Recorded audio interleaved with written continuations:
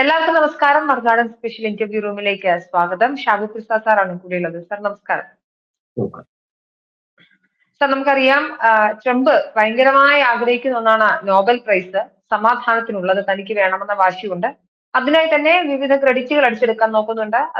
അത് പ്രധാനമായും ഇന്ത്യ പാകിസ്ഥാൻ യുദ്ധം അവസാനിപ്പിച്ച താനാണ് എന്നൊരു ക്ലെയിം ഏകദേശം 32 തവണയിലധികം ഇപ്പോൾ പറഞ്ഞു കഴിഞ്ഞു എന്നാണ് റിപ്പോർട്ടുകൾ വരുന്നത്. മാത്രമല്ല, പലയിടങ്ങളിലും യുക്രൈൻ റഷ്യ യുദ്ധം അവസാനിപ്പിക്കും, ഗസയിൽ സമാധാനം കൊണ്ടുവരുന്നുള്ള കാര്യങ്ങളൊക്കെ സ്ഥിരമായി പറയാറുണ്ട്. പക്ഷേ ഇന്നലെ റഷ്യ യുക്രൈനെ ആക്രമിക്കുന്നു. ബ്രിട്ടീഷ് കൗൺസിലിന് നേരെ അറ്റാക്കിൽ ഏകദേശം 19ഓളം ആളുകൾ കൊല്ലപ്പെടുന്ന സാഹചര്യം ഉണ്ടായി. അലാസ്കയിൽ ഉച്ചകോടിയിൽ ഉൾപ്പെടെ വരുന്ന പുടിൻ ട്രംപിന്റെ വാക്കുകൾ കേട്ട് കുറച്ചുകൂടി സമാധാനത്തിലൂടെ മുന്നോട്ട് പോകുമെന്ന് വിചാരിച്ചെടുത്താണ് ഈ അറ്റാക്ക് ഉണ്ടാവുന്നത്. എന്തായാലും സഖ്യകക്ഷികളൊക്കെ സ്വാഭാവികമായി പ്രതിഷേധമാണ്. എന്റെ ചോദ്യം ഇതൊന്നുമല്ല, ഈ ട്രംപിന് ഏതെങ്കിലും കാലത്ത് നോബൽ പ്രൈസ് കിട്ടുമോ എന്നുള്ളതാണ്.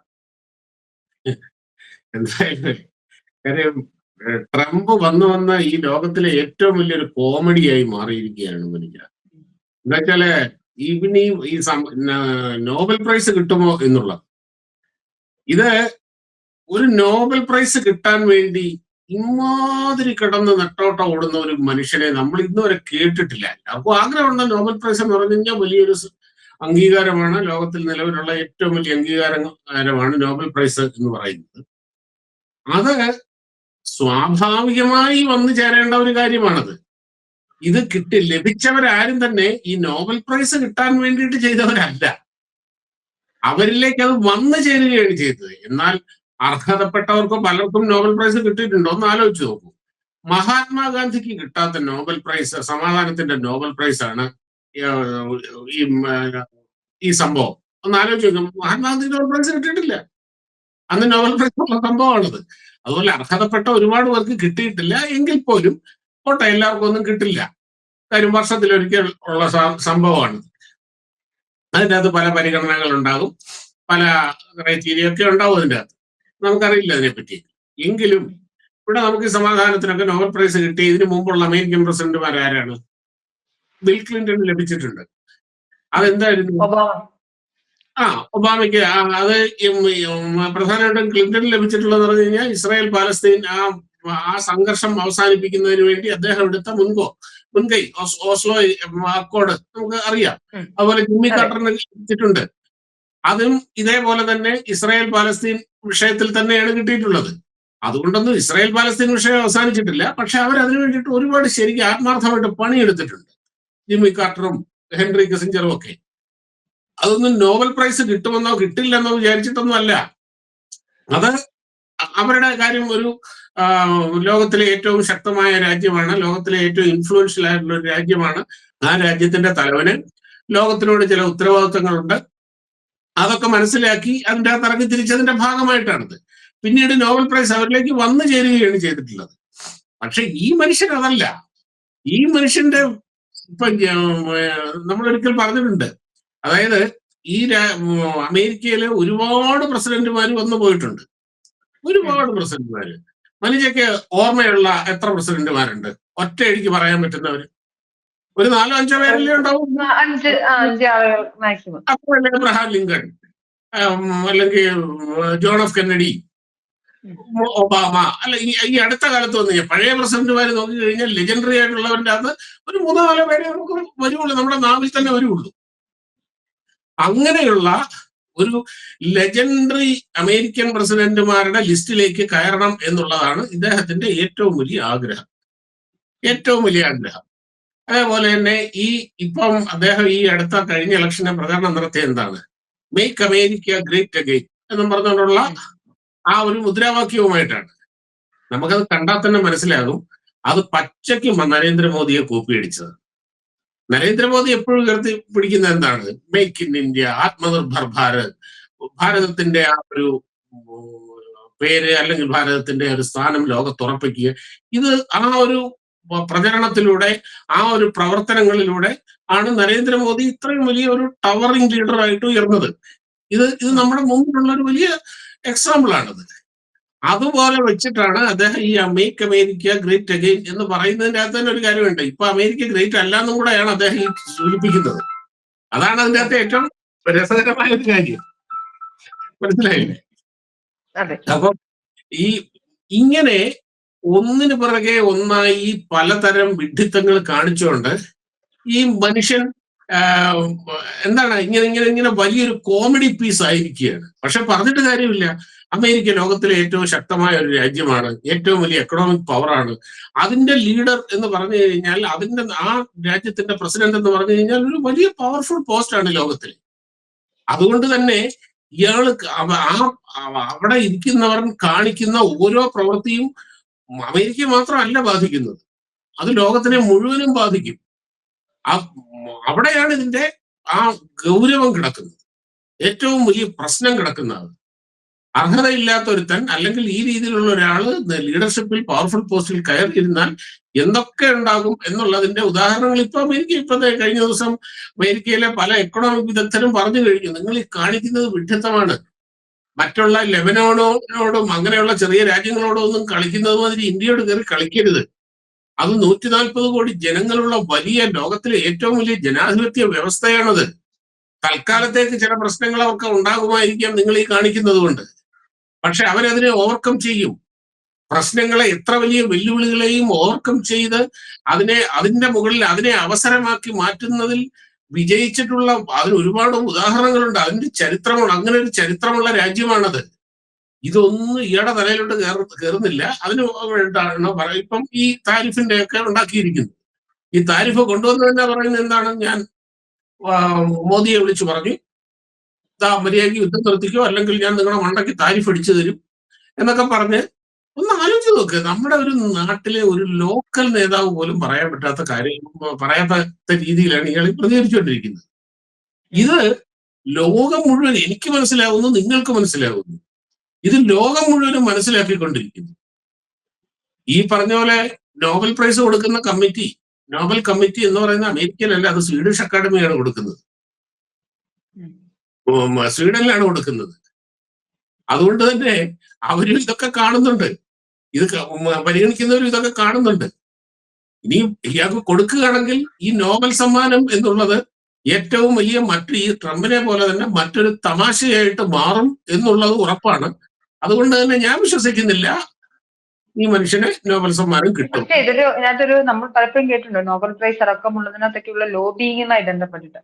അപ്പോൾ സ്വാഭാവികമായും അങ്ങനത്തെ ലോബിങ്ങും അല്ലാത്ത പൊളിറ്റിക്സും പർച്ചേസിംഗ് കപ്പാസിറ്റിയും ഒക്കെ പ്രധാനമാണല്ലോ. ഉണ്ട്, ശരിയാണ്. ഇതിന്റെ അകത്ത് ചില ലോബിങ് നടക്കുന്നുണ്ട്, ഒരുപാട് കാര്യങ്ങൾ അർഹതപ്പെട്ടവർ പിന്തള്ളി പോകുന്നുണ്ട്, അല്ലാത്തവരുണ്ട്. എന്നാൽ പോലും അതിനും അപ്പുറമുള്ള ചില കാര്യങ്ങൾ ഇവിടെ ഉണ്ടെന്നേ. കാര്യം ഈ മനുഷ്യൻ ഇങ്ങനെ ഓരോ ദിവസവും സ്വയം എക്സ്പോസ് ചെയ്തുകൊണ്ടിരിക്കുകയാണ് ലോകത്തിന്റെ മുമ്പില്. എങ്ങനെയൊക്കെ ലോബിങ് നടത്തിയാലും, എത്രയൊക്കെ ഈ പറഞ്ഞ പോലെ സുഗന്ധദ്രവ്യങ്ങൾ വാരി പൂശിയാലും അകത്തെ ദുർഗന്ധം ഇങ്ങനെ പുറത്തു വന്നുകൊണ്ടിരിക്കുകയല്ലേ. നമ്മൾ ഇതുവരെയും യുക്രൈൻ റഷ്യ വിഷയത്തെ കുറിച്ച് ഞാനും ഷാബു പ്രസാദും കൂടെ സംസാരിച്ചിട്ടില്ല. എന്തായിരിക്കും സത്യത്തിൽ ഈ യുക്രൈൻ റഷ്യ യുദ്ധത്തിന്റെ ഒരു അവസാനം ഉണ്ടാകുമോ?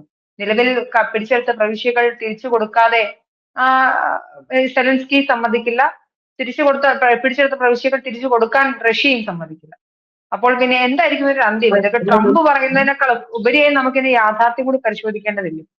ഉണ്ട്. അത് രണ്ട് കാരണമുണ്ട്. ഒന്ന്, റഷ്യയുടെ കയ്യിൽ അവരാഗ്രഹിക്കുന്ന അത്യാവശ്യം വേണ്ട 2-3 പ്രവിശ്യകൾ അവരുടെ കയ്യിലായി കഴിഞ്ഞു എന്നാണ് തോന്നുന്നത്. പിന്നെ മറ്റൊരു കാര്യം, ഈ യുദ്ധത്തിലൂടെ റഷ്യ നേടിയ വലിയൊരു നേട്ടമുണ്ട്. അതധികം ആരും പൊതുവെ ചർച്ചകളിൽ ചർച്ച ചെയ്യപ്പെടാത്തൊരു കാര്യമാണ്. അത് പോസിറ്റീവ് ആണോ എന്നുള്ളതൊക്കെ പിന്നത്തെ കാര്യം. എന്താണെന്ന് വെച്ച് കഴിഞ്ഞാൽ, കുറെ കാലമായിട്ട് റഷ്യയുടെ ഏറ്റവും വലിയ ഒരു എക്സ്പോർട്ട് എന്ന് പറയുന്നത്, അവരുടെ വരുമാനം എന്ന് പറയുന്നത് അവരുടെ ആയുധങ്ങളായിരുന്നു, റഷ്യൻ ആയുധങ്ങളായിരുന്നു. ഈ റഷ്യയുടെ ആയുധ മാർക്കറ്റ് സോവിയറ്റ് യൂണിയന്റെ തകർച്ചയ്ക്ക് ശേഷം വലിയ പ്രശ്നങ്ങളിലാണ്, പ്രത്യേകിച്ച് അടുത്ത കാലത്ത്. ആ റഷ്യ ഒഴിവാക്കി പോയ ആയുധ മാർക്കറ്റിലേക്കാണ് ഈ പറഞ്ഞ പോലെ അമേരിക്കയും യൂറോപ്യൻ രാജ്യങ്ങളും അങ്ങനെ ഒരുപാട് പേര് വന്നു. വലിയൊരു മാർക്കറ്റാണല്ലോ ഡിഫൻസ് മാർക്കറ്റ് എന്ന് പറയുന്നത്. ഈ യുദ്ധത്തിലൂടെ റഷ്യക്ക് ഉണ്ടായ ഗുണമെന്ന് പറഞ്ഞു കഴിഞ്ഞാൽ, അവർക്ക് അവരുടെ ആ ഡിഫൻസ് മാർക്കറ്റ് തിരിച്ചു പിടിക്കാൻ സാധിച്ചു. കാര്യം ആയുധങ്ങൾക്ക് ഏറ്റവും അധികം ഡിമാൻഡ്, ഏത് ആയുധങ്ങൾക്കാണ് ഏറ്റവും അധികം ഡിമാൻഡ് ഉണ്ടാകുന്നത്? അത് കോമ്പാറ്റ് പ്രൂവൺ ആയിട്ടുള്ള ആയുധങ്ങൾക്കാണ്. യുദ്ധഭൂമിയിൽ തെളിയിക്കപ്പെട്ട ആയുധങ്ങൾക്കാണ് എപ്പോഴും ഡിമാൻഡ് ഉണ്ടാകുന്നത്. റഷ്യ കഴിഞ്ഞ ഒരു 10-30 വർഷം എടുത്തു നോക്കിക്കഴിഞ്ഞാൽ അവരങ്ങനെ ഒരു തരത്തിലുള്ള അധികം ഇന്റർനാഷണൽ കോൺഫ്ലിക്റ്റുകളുടെ ഒന്നും ഭാഗമായിട്ടില്ല അധികമൊന്നും. എന്നാൽ അമേരിക്കയും യൂറോപ്യൻ രാജ്യങ്ങളും ഒന്നും അങ്ങനെയല്ല. ഗൾഫ് യുദ്ധം, അങ്ങനെ കൊസോവോ യുദ്ധം, അങ്ങനെ ഒരുപാട് യുദ്ധങ്ങളിൽ അവർ പാർട്ടിസിപ്പേറ്റ് ചെയ്തിട്ടുണ്ട്. എന്നാൽ അങ്ങനെ അവരുടെ ആയുധങ്ങൾക്ക് ആ മാർക്കറ്റ് അവർ ഉറപ്പിച്ചിട്ടുമുണ്ട്. എന്നാൽ റഷ്യക്ക് അതിനുള്ള അവസരം കിട്ടിയിരുന്നില്ല. ഈ കഴിഞ്ഞ 2-3 വർഷം കൊണ്ട് റഷ്യ അങ്ങനെ വലിയൊരു നേട്ടം നേടിയിട്ടുണ്ട്. ഇനിയും കുറച്ച് കഴിഞ്ഞ് കഴിഞ്ഞാൽ എനിക്ക് തോന്നുന്നില്ല ഇനിയിപ്പോ അവർ കൂടി വന്ന 2-3 മാസത്തിനുള്ളിൽ ഈ യുദ്ധം അവസാനിക്കാൻ തന്നെയാണ് സാധ്യത. റഷ്യ അവരുടെ ലക്ഷ്യങ്ങളൊക്കെ ഏതാണ്ട് ഒരു 80% ഇതിനകം സാധിച്ചിട്ടുണ്ട്. ഇനി ഇത് കൊണ്ടുപോകുന്നതിന്റെ അകത്ത് വലിയ അർത്ഥമൊന്നുമില്ല അതേ സമയത്ത്. അത് നല്ല വ്യക്തമായിട്ട് അമേരിക്കയ്ക്കും ഇവർക്കും അറിയുകയും ചെയ്യാം യുദ്ധം അവസാനിക്കാറായി എന്നുള്ളത്. അപ്പോൾ ആ അവസാനിച്ചതിന്റെ ക്രെഡിറ്റ് പിടിച്ചെടുക്കാൻ വേണ്ടിയിട്ടാണ് ഇപ്പൊ ഈ കാണിക്കുന്ന ഈ അഭ്യാസങ്ങൾ മുഴുവൻ. അങ്ങനെ അതിന്റെ ക്രെഡിറ്റ് ഇയാൾ എടുക്കണ്ട എന്നുള്ളതാണ് റഷ്യൻ തീരുമാനിച്ചിരിക്കുന്നത്. അതുകൊണ്ടാണ് ഈ അലാസ്ക ഉച്ചകോടിക്ക് ശേഷവും അവർ ആക്രമണം ഘടിപ്പിക്കുന്നതും കൂടുതൽ ഈ യുദ്ധത്തിനൊന്നും ട്രംപിന്റെ ഇടപെടൽ കൊണ്ടൊന്നും ഇവിടെ ഒരു ചുക്ക് സംഭവിച്ചിട്ടില്ല എന്ന് ലോകത്തിനെ ബോധിപ്പിക്കാൻ വേണ്ടിയുള്ള ഒരു കാര്യം. ഇതാണ് ഇപ്പൊ സംഭവിച്ചുകൊണ്ടിരിക്കുന്ന ഒരു കാര്യം. ഇതിന്റെ അകത്ത് അൾട്ടിമേറ്റ്ലി നഷ്ടം എന്ന് പറയുന്നത് ഇവരുടെ വാക്കും കേട്ട് ഇതിനെടുത്തു ചാടിയ ഉക്രൈനും സെലൻസ്കിക്കും തന്നെ. എന്റെ ഒരു ഒബ്സർവേഷൻ ഇതാണ്. മനസ്സിലാവുന്നു. അപ്പൊ യുദ്ധം അവസാനിക്കാറായി എന്ന് തന്നെയാണ് മനസ്സിലാക്കേണ്ടത് അല്ലേ? ഞാൻ മനസ്സിലാക്കുന്നത് എന്റെ ഒരു ഒബ്സർവേഷൻ അങ്ങനെയാണ്.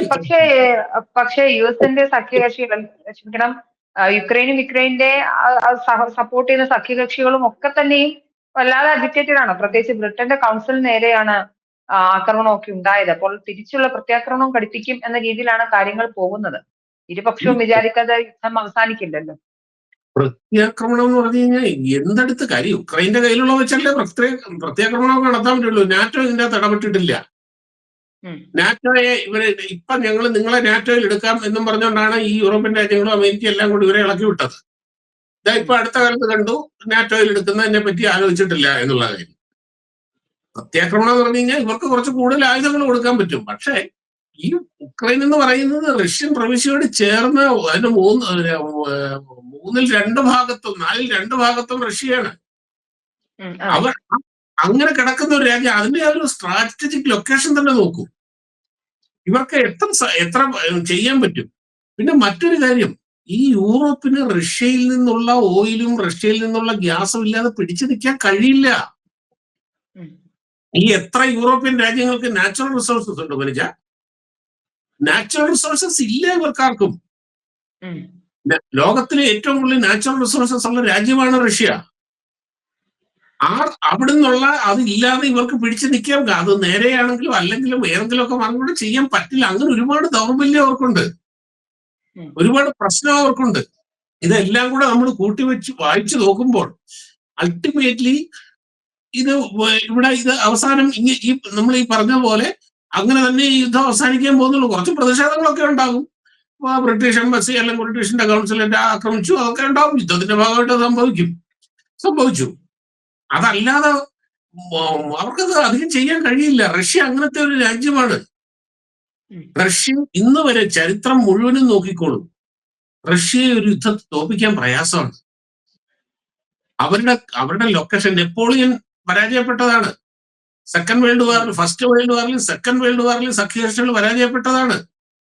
ഒരിക്കൽ മാത്രമേ ഉള്ളൂ ഒരു ഇൻഡോ ജാപ്പനീസ് വാറിൽ മാത്രമേ റഷ്യക്ക് ഒരു പരാജയം ഉണ്ടായിട്ടുള്ളൂ. ഒന്നാമത്തെ കാര്യം, റഷ്യ വളരെ വലിയ രാജ്യമാണ്, വളരെ വലിയൊരു രാജ്യം. അങ്ങനെയുള്ള രാജ്യത്തേക്ക് കടന്നു ചെന്ന് അല്ലെങ്കിൽ അങ്ങനെ ഒരു രാജ്യത്തെ ഒരു കോൺഫ്ലിക്റ്റിൽ പരാജയപ്പെടുത്തുക എന്ന് പറയുന്നത് വലിയ ബുദ്ധിമുട്ടാണ്, നടക്കില്ല. അങ്ങനെയുള്ള ഒരുപാട് എഡ്ജുണ്ട് അവർക്ക്.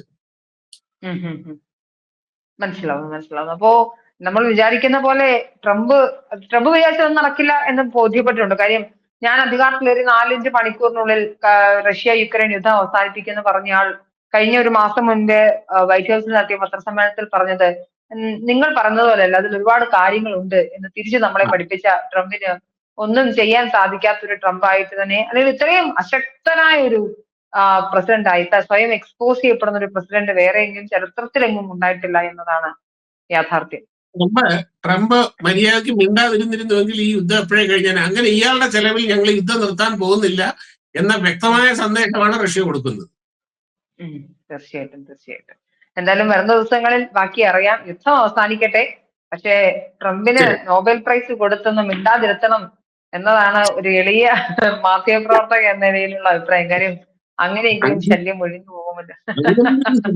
കിട്ടിയാ നല്ലത് എന്ന് നമുക്ക് വിചാരിക്കാം. തീർച്ചയായിട്ടും. ഒരുപാട് നന്ദി ഈശാ പ്രസാദ് സംസാരിച്ചു. Thank you so much.